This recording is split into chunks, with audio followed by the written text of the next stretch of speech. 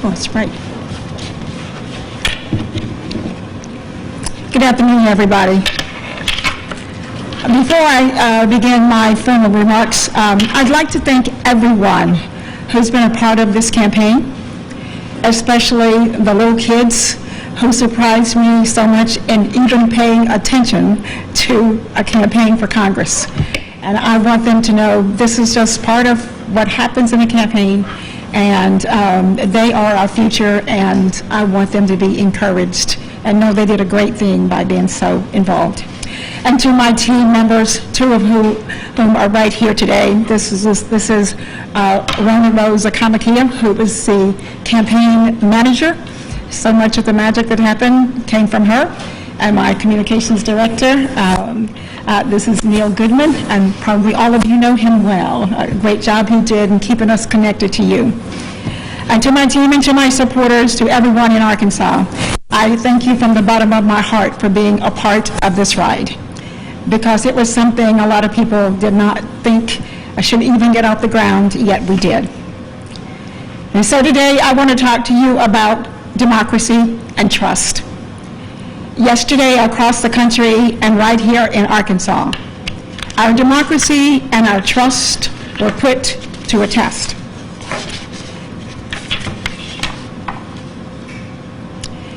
Trust has been a through line of my career in public service. And as a teacher of 30 years, I knew I would have to earn the trust of my students to truly help them succeed. Earn their trust by doing more than just teaching for the test, by meeting their families, by keeping up with them for years after they left the classroom. In the legislature, I had to win the trust of my colleagues to have any hope of collaborating and making our democracy work.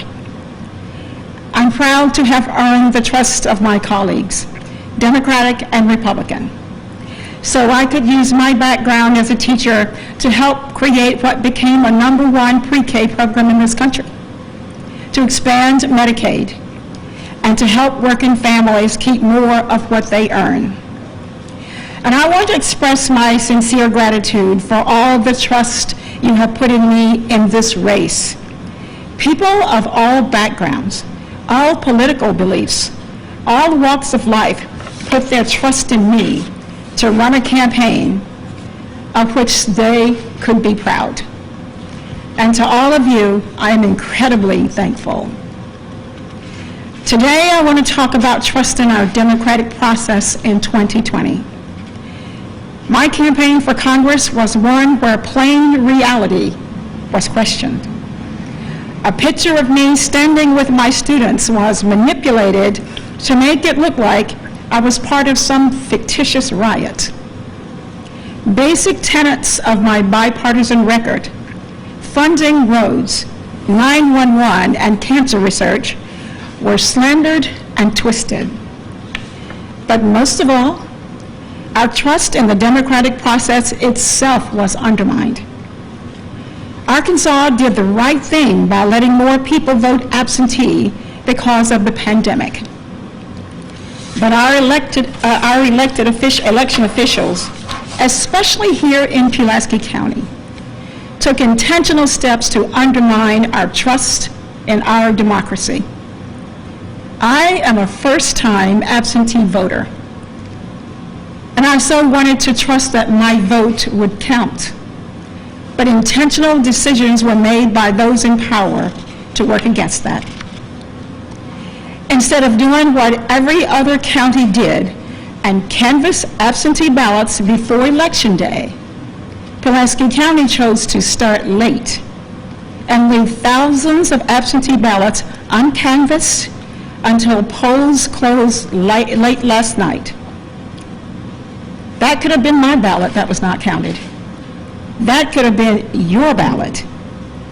So Pulaski County chose to dramatically wheel out bankers' boxes of ballots in front of TV cameras, evoking the most tenuous moments in the history of our democracy.